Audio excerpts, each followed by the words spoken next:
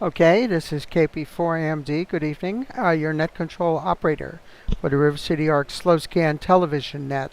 This net serves for training and practice in image transmission modes and meets Wednesday nights at 9 p.m. Pacific time on the N6NA FM repeater on 441.30 megahertz in Sacramento, California, and also on our YouTube channel. The River City Arcs members and all licensed radio amateurs are welcome to participate.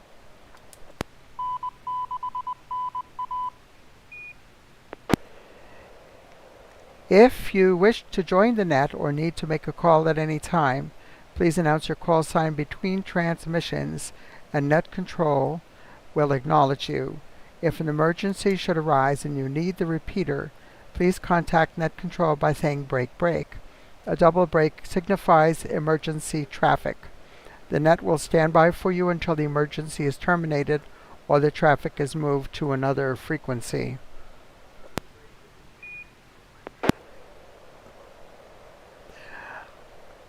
So stations who wish to check in are asked to respond with their full call sign using the recognized ITU phonetic alphabet and their name.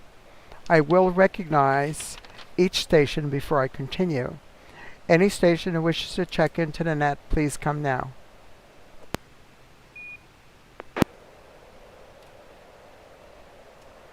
This is November 6, Papa Golf, Quebec.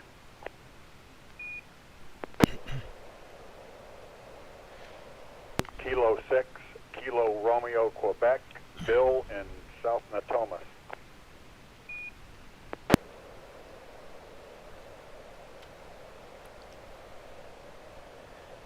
Kilo Oscar 6, Delta Romeo Mike, Dudley.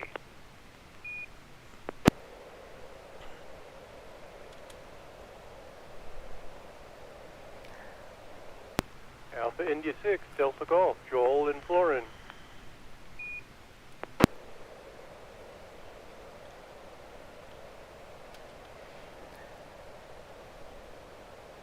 Okay, so far I have November 6 Papa Golf Quebec, Bob, Kilo 6 Kilo Romeo Quebec, that's Bill.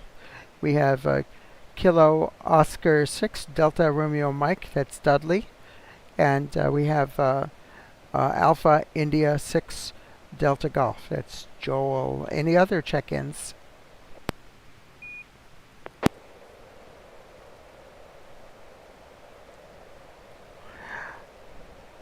Okay, none heard, so that's the lineup we have, 1, 2, 3, 4, 5. And we'll go to the top of the list. Bob, N6PGQ, if you have a picture for us, we're ready to copy. Over. Okay, this is PD 120 N6 PGQ.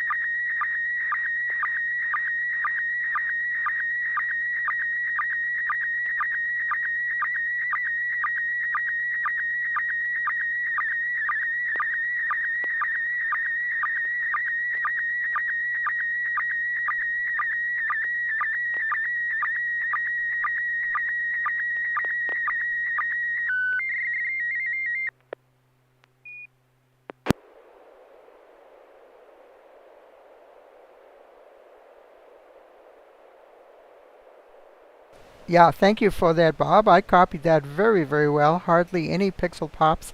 We'll go down to Bill, K6KRQ.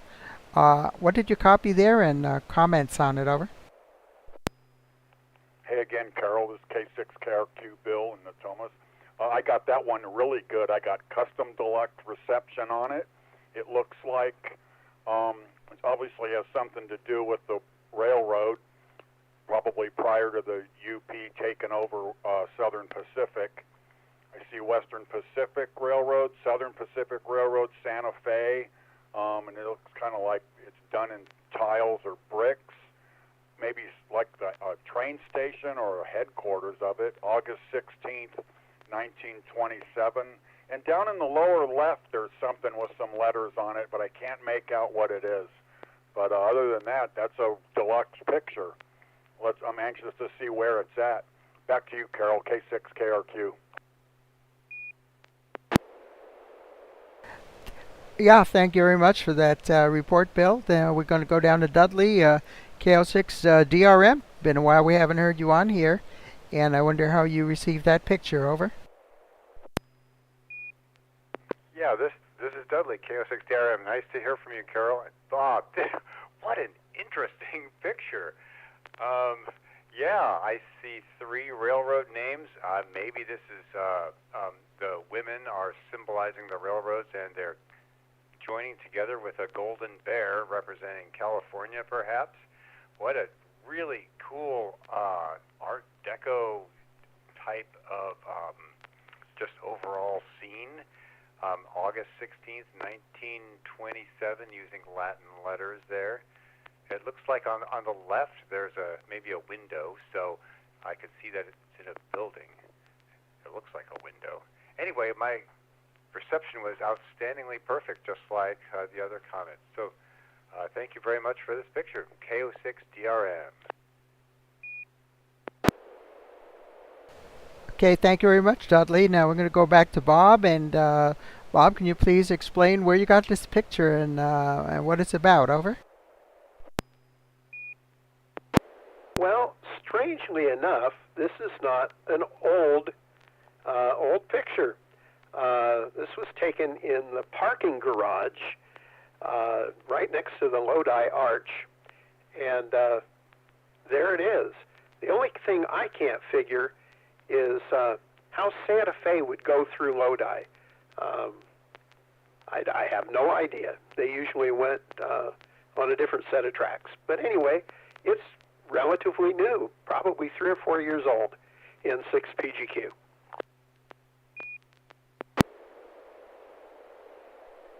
Well, thank you. Are there any other questions or comments about this picture before we move on?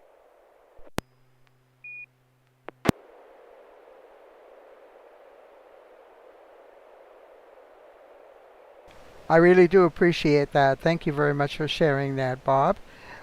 Next, we'll go to Bill, K6KRQ. If you have a picture for us, please send it. Over.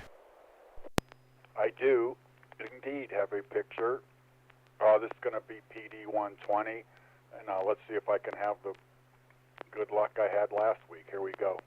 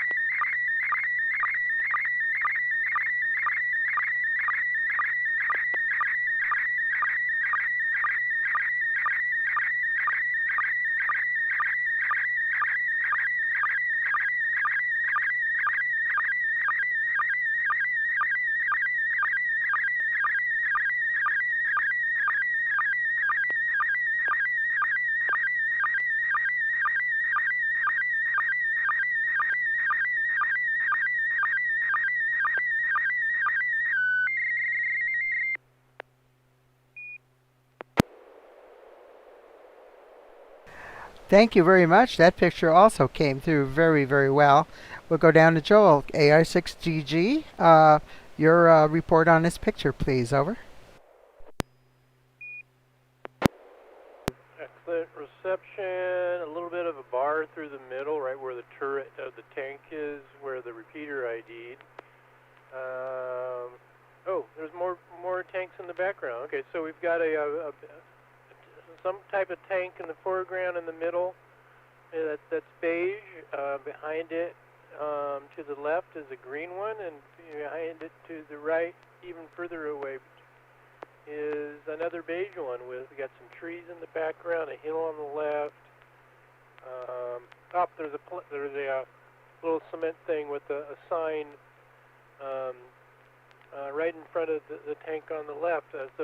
These are on display. So and they all look different. So we must be at a tank museum, military museum of some kind. I wonder if they run. I'm sure they're not armed, but I wonder if they could fire. Anyway, and can you get inside and drive it, or at least look at the controls? I think there's actually a place in Las Vegas that has working military equipment.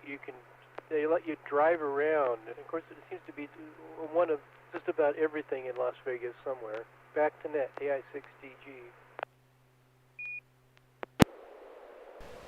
Okay, thank you very much for that, Joel. Yeah, I've got an excellent picture here.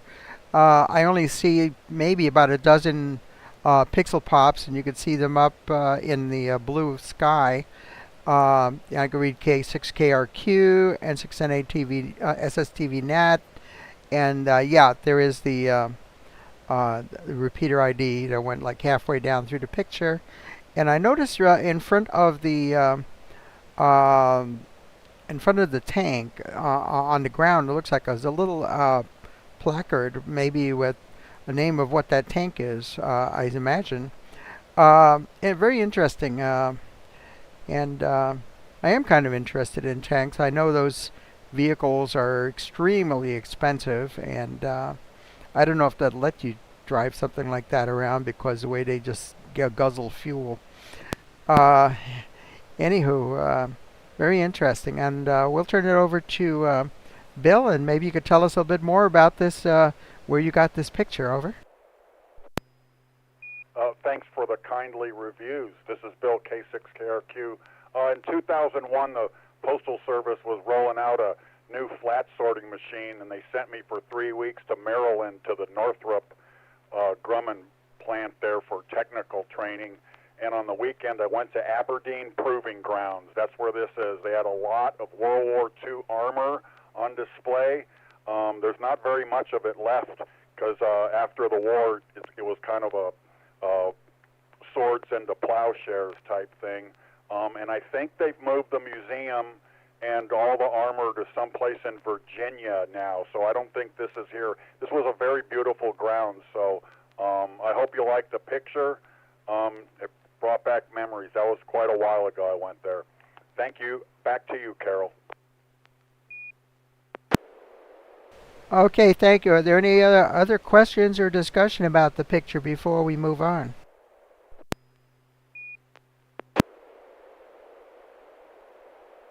Are there any other check-ins for the River City Arc's Slow Scan TV Net? This is KP4MD.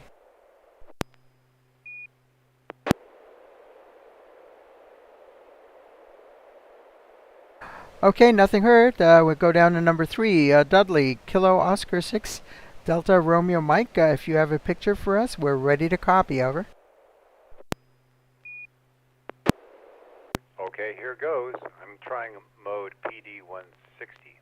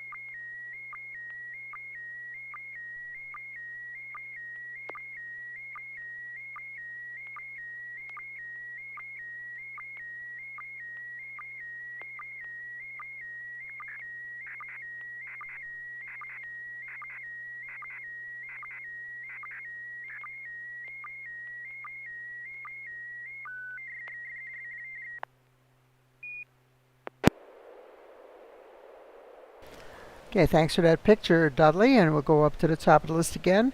N6PGQ. Bob, how did you copy that, and your comments on it? Over. Well, the picture quality came through real well. Only a few pixel pops. They wouldn't be noticeable if it weren't for all the snow. We have a picture of someone in a red cap with a backpack with a, looks like a cupcake with a cherry on top, pulling a couple of kids on their little sleds down what looks like a road in the mountains on the snow. So it looks like a fun day, and it could be interesting to find out where it is and who everyone is. N6PGQ.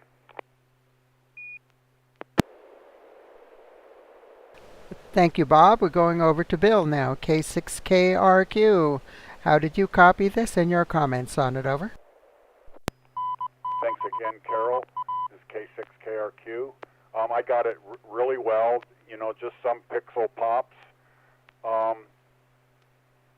I really, really like that backpack, and it looks good on you. I'm going to imagine this is Dudley pulling his two daughters.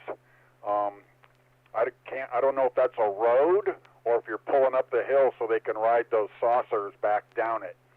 But looks like it's from the family album. So we'll see how it comes out. Back to you, Carol, K6KRQ. Okay, thank you. We're going to go back to Dudley, KO6DRM. Please tell us about this picture. Over. Well, both of you are spot on, and it's me holding a couple kids. Now, this is a few years ago, not too many years ago. It's in the snow. I thought it'd be interesting to have a picture with lots of white to really point out the pixel pops. I mean, I know that's not what we want, but it does show the good quality that looks like you're getting, and maybe that this repeater is sending out to us. Yeah, that backpack's got a cupcake with a cherry on top, and the man pulling has a red hat that kind of looks like a cherry on top of his head. So yeah, this is not far from Forest Hill a few years ago along a road after a long day. I think both kids are a little tuckered out, so Dad's hauling them back. Anyway, that's the story of that picture. This is KO6DRM. Back to you, Carol.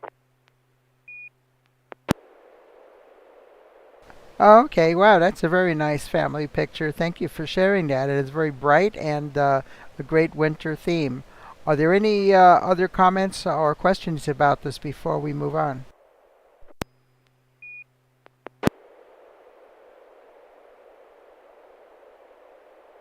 Okay, nothing heard. Let's go to you, Joel, AI6DG. If you're ready, we're ready for your picture. Over.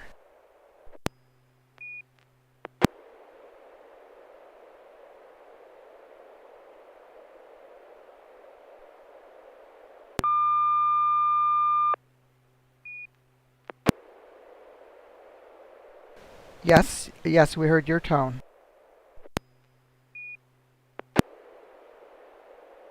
PD-120.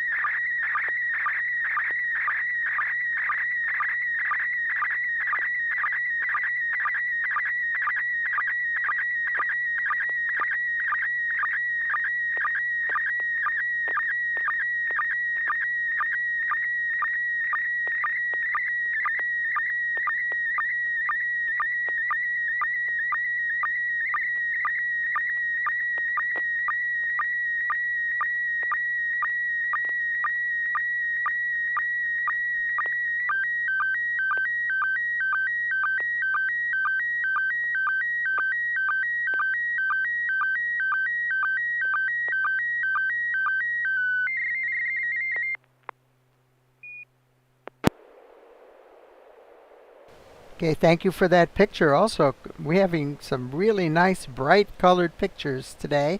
Over to you, Dudley, KO6DRM. How did you copy that in your comments? Over.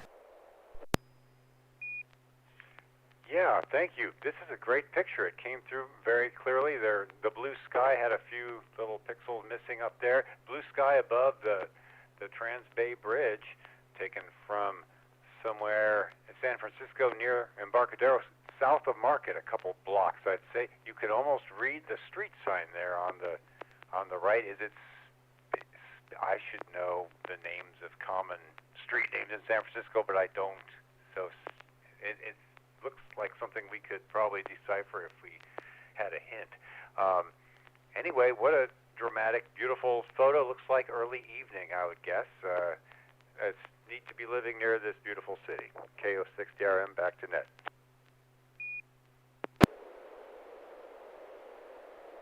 Okay, yeah, this is KP4MD. I'm going to report also. I don't know if this is evening or early morning. I know that Joel has at times gone out in a real early morning and taken pictures. And kind of looks a little foggy, too, out there over the water. So it certainly is like around twilight because you're seeing all the street lights on. I wonder if this is a long, no, it wouldn't be a long exposure because you wouldn't see that those cars there as clearly as they are, because I know he's done that sometimes too, taking long exposures to make nighttime pictures look like more light. Bay Bridge, and I think I've been on that street. I'm reading that sign. It looks like SPEA. I can't make anything else out of it though. It's a little too foggy, fuzzy. So over to you, Joel. Please tell us more about this picture. AI6TG, this is KP4MD, over. Spear and Harrison. So there's a missing R on the sign, and the cross street there is Harrison. And this is a block west of Embarcadero, obviously just north of where Bay Bridge crosses Embarcadero and heads out towards Treasure Island and Yerba Buena, and then on over to Oakland. And I've got a conference I go to every year down in downtown San Francisco, and I always try to spend some time doing touristy stuff. This is actually on Sunday where I checked out of the hotel and decided to wander down to Embarcadero. That's what I usually do, walk down Market Street to Embarcadero, ferry building, take in some of the sights. They've got some amazing piers you can walk out to, and it feels like you're out in the middle of the bay and just take in the boats going by, the bridge. One year it was the fog rolling in through the city as the sun was setting. This is just after the sun had set. Just past golden hour. Great way to end a weekend. Back to net, AI6TG.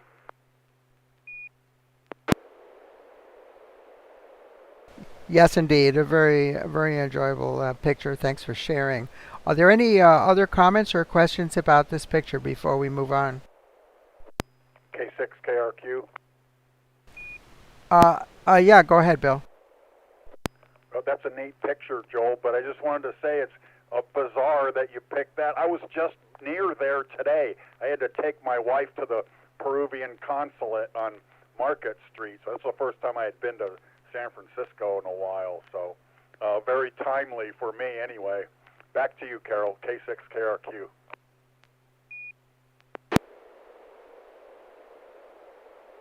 Okay, very good. And by the way, I wanted to say Saturday was the first chance that I actually got to meet Bill, K6KRQ, in person. We were both over at the National Weather Service. I was expecting maybe to see some pictures from there, but I know I did take a few pictures, and maybe in a future occasion I'll share them. But they had their Skywarn Recognition Day this past weekend, and so I got to meet Bill over there, and Paul, K6PDY, and and Chris was there doing the HF, and there were a few other visitors as well. So it was really a nice time. I've never been in that National Weather Service office before, so it's a great. If you get an opportunity to visit again for one of these activations, I think it might be worthwhile taking advantage of that. So, any other questions before we move on? KP4MD.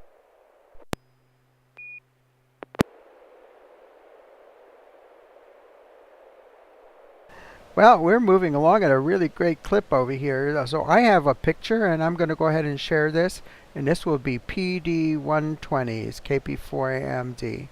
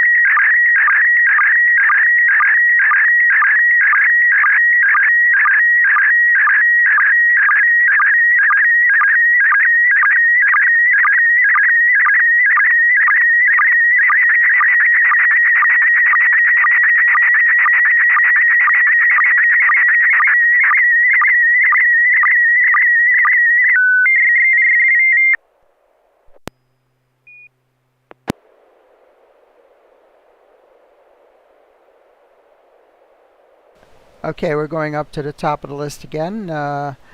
N6PGQ. Bob, how did you copy this, and your comments? Over.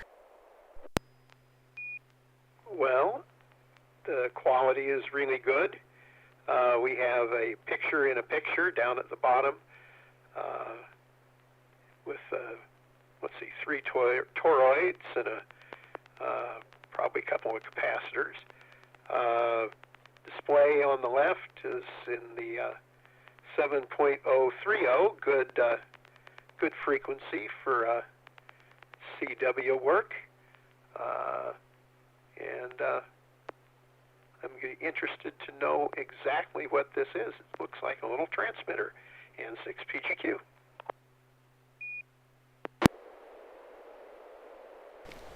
Very good. Next, Bill, K6KRQ. How did you copy this, and your comments? Over. I got the picture real well, but I see there's quite a few pops on it on my screen, looking at it on my computer. And I'm going to guess it looks like one of your older kits for CW. I can see, I kind of figured that was like a frequency, that one of the lower ones for CW, 7030. And then the picture-in-picture is like a profile view of that board with the toroids on it. And the reason I make it looks like a kit is like that board they're on looks like there's a lot more room in case you didn't think you had enough toroids to wind or something. And, but other than the pops, I can see also like a LED to the right of that LED screen there, and then your connections on the top right.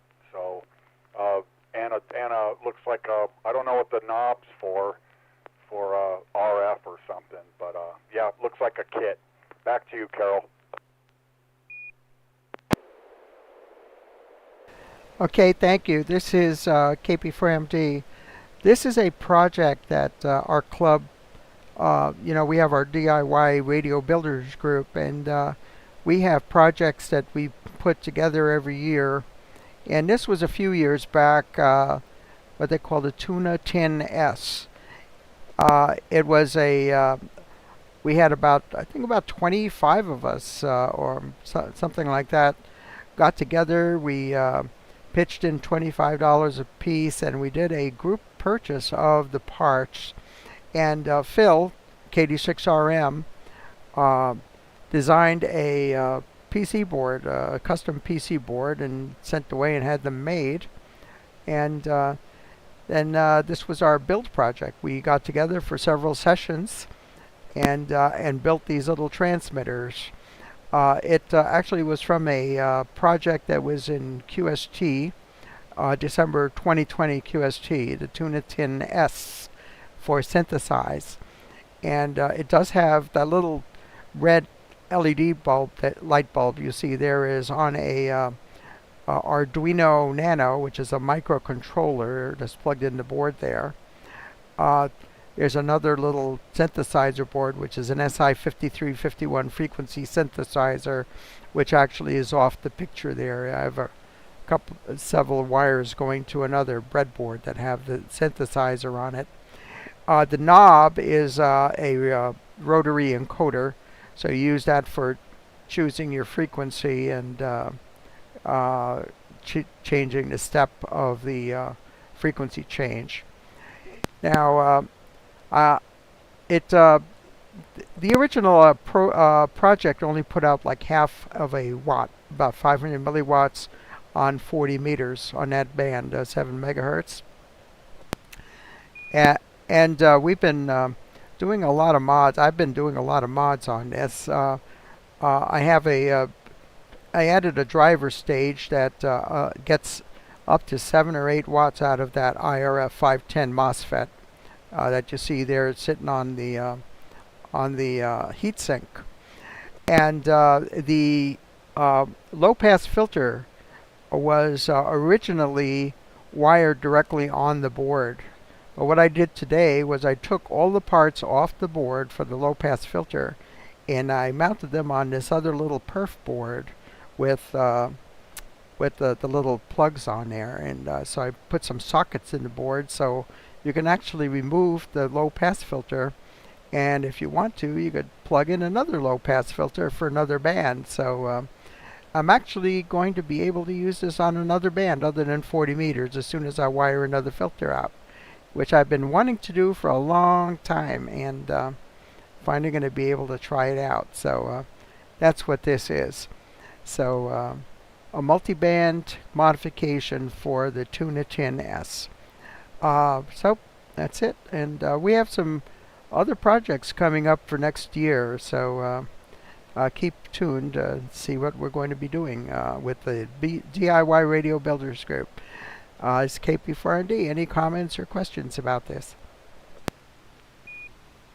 AI6DG. Yeah, okay, AI6DG, go ahead, Joe. I noticed there's 2 BNCs. What are they? That confuses me a little bit.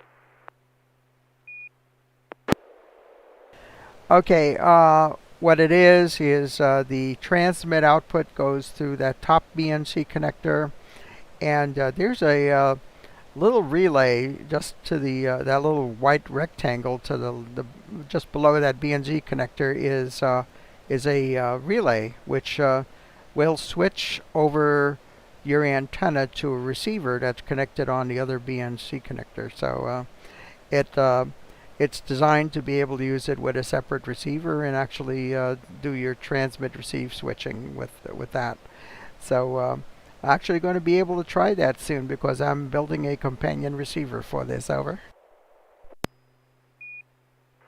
So you have to use two different antennas. You can't. It doesn't switch and use just one antenna. Well, your antenna, the wire from the antenna goes into that BNC connector on the top, and the BNC connector below it goes to a jumper to your receiver, so it will feed the antenna through to your receiver. It's a built-in TR switch in there. That's what that is. Over. Okay, it's not a transceiver. It's a transmitter only. Okay, now I understand.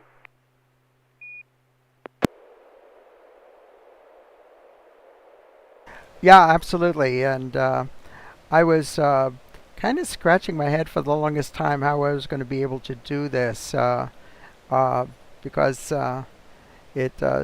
drilling holes. I found out I didn't really have to drill any holes in the board. What I did was I removed some of the. Well, of course, I removed the existing components and in the lower pass filter and cleaned out the holes. And those holes of those parts there were where I could put in some header sockets, female header sockets, and it worked perfectly fine. I just had to match male sockets on the little plug-in perf board, and it fits like a glove, and it looks really, really good. So I did try it just before getting on the net, and it works like a charm. It actually can get up to about 7 or 8 watts out of this. Really good transmitter. Over.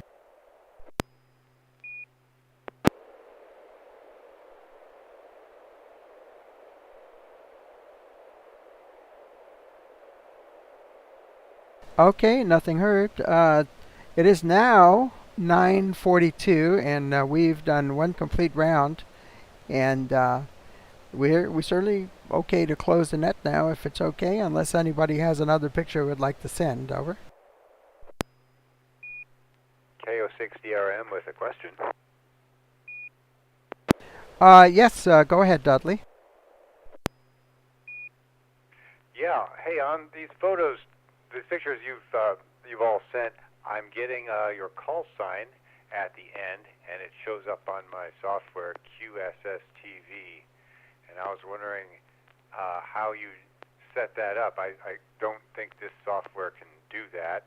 When I tell it to send my call sign, it tries to send it in Morse code, yes, but it's over using CW, and CW over FM doesn't work too well. So just wondering if anyone has any advice as to what they're using or how to get the call sign to appear on the receiving end. Okay, back to you, Net.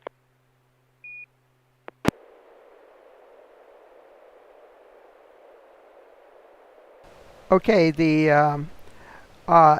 MMSSTV program does have a frequency shift keying ID in it, and that's built into it. I don't know if QSSTV has that feature, but we can. The way we activate that in MMSSTV is you go to the Setup MMSSTV window, click on the TX tab, and then you have a little checkbox that says Encode FSK That's a frequency shift keying ID, and you'll hear a little, and that's sending the call sign that populates into a little call sign. It actually is a little log entry on the MMSSTV that it populates there. So I guess it shows up somewhere in your QSSTV, and if you have something that decodes that, I would imagine that there's also you have a way of activating a setting that will encode your call sign. Go ahead. Yeah, your last point that you mentioned, that if the program can decode it, it should be able to encode it too. That makes a lot of sense to me. I'll look all over the documentation, which is a little difficult to get through, but I can do that. So now that I know what to look for, that frequency shift keying the ID does make sense, especially since it's going over FM. I mean, it's perfect for that. So I'll do a little more research, and maybe I'll someday get a Windows machine and do SSTV and see what I'm missing out on. But anyway, thank you so much for that, KO6 DRM.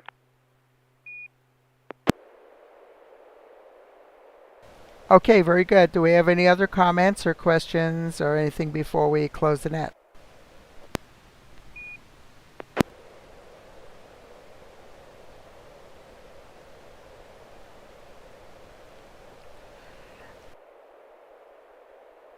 Yeah, nothing heard. Next net will be December 18th, and then the one after that's Christmas Day. I don't know if anybody's going to show up for Christmas Day, but if anybody's conscious and wants to share Christmas pictures, that would be awesome too. Anyhow, thank you very much, everybody who checked into tonight's net, and wonderful pictures. Thank you for sharing. And we hope to see you again next Wednesday at 9 p.m. Pacific Time. This net is now officially closed at 9:46 p.m. Pacific Standard Time. This is Carol, Kilo Papa 4 Mike Delta, wishing you all a good evening and 73. Thank you very much for watching.